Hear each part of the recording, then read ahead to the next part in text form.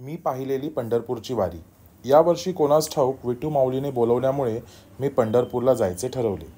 ट्रेनचे tickets available नव्हते। बसने प्रवास सुरू केला। 6 जुलैला आषाढी एकादशी होती। आम्ही 2 जुलैला निघालो। रात्री प्रवास सुरू झाला। सकाळी आम्ही पंढरपूरच्या आधी गावी होतो। बघतो तर काय, वारकरी चालत चालत वारी करत होते। कोणी सकाळचा चहा नाश्ता करत होते तर कोणी चालत चालत पंढरपूरच्या दिशेने निघत होते। नुसते चालतच नव्हते तर विठू माऊलीचे भजन गात चालत होते। ट्रॅफिक जाम झाला होता, पण वारकऱ्यांचे दर्शन घेऊन मन प्रसन्न होत होते। असे वाटले त्यांच्या सोबतच चालत राहावे, बसने जाऊ नये। माऊलीच्या डोक्यावर तुळस, पुरुष मंडळीच्या डोक्यात हातात टाळ व झेंडा घेऊन पंढरपूरच्या दिशेने ते कूच करत होते। हा कोणता सण नव्हता, पण हे विहंगम दृश्य पाहून जणू दिव्य सोहळा आहे असे वाटत होते। पंढरपूर आले, बसमधून उतरलो। मग काय, सगळीकडे विठुरायांचा गजरच गजर चालू होता। बसने उतरल्यानंतर थोडे चालत पुढे आलो। अनेक ठिकाणी वारकरी वारी कशी असते याचे चित्रीकरण करण्यात आले होते। हे दृश्य खूपच सुंदर व मनाला लुब्ध करणारे होते। बॅग एका ठिकाणी ठेवून आम्ही चंद्रभागा नदीच्या काठी आलो। अवघी पंढरी दुमदुमली होती। चंद्रभागा पूर्ण पाण्याने नव्हे तर माणसाच्या भक्तिभावाने वाहत होती। विठू रखमाईचे दर्शन घेण्याआधी चंद्रभागेमध्ये हातपाय धुणे हे जुनी रीत आहे, कारण त्याने शरीर शुद्धी होते। तसेच तिथे स्थित पुंडलिक देवाचे दर्शन घेतले। पुंडलिक वरदेव हा रे विठ्ठल। पुंडलिकाच्या आग्रहापायी श्री विष्णू भगवानने विठुरायांचे रूप घेऊन पंढरपुरात आले अशी कहाणी आहे। विठुरायांचे दर्शन घेण्याआधी आपण पुंडलिक म्हणजे त्यांच्या परमभक्ताचे दर्शन घेतो। मग तिथून आम्ही हॉटेलवर आलो।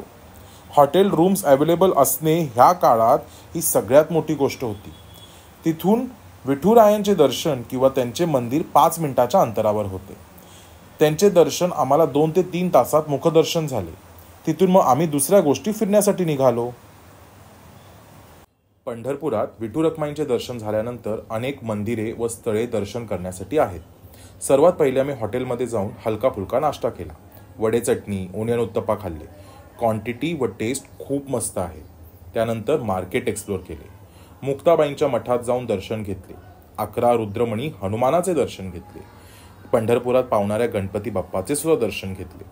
प्रत्येक ठिकाणी इतकी गर्दी होती, पण एक्साइटमेंट वॉज फुल ऑन। माहीत नाही का, पण या वारकरी लोकांच्या चेहऱ्यावरचा हा आनंद पाहून, उत्साह पाहून मन प्रफुल्लित होत होते। पंढरपूरचे दर्शन अगदी बजेट फ्रेंडली झाले। फिरण्यासाठी थोडे पैसे जास्त गेले, कारण त्यांचा कमवण्याचा सीझन सुद्धा हाच असतो। सगळ्यांना विनंती आहे की पंढरपूरचे दर्शन एकदा तरी घ्यायला आलेच पाहिजे। चल ग सखे, चल रे गड्या पंढरीला। कैकाडी महाराजांचे मठाचे सुद्धा दर्शन घेतले। तिथे जे मंदिर बांधले गेले आहे ते ट्रेनच्या स्वरूपात बांधले गेले आहे।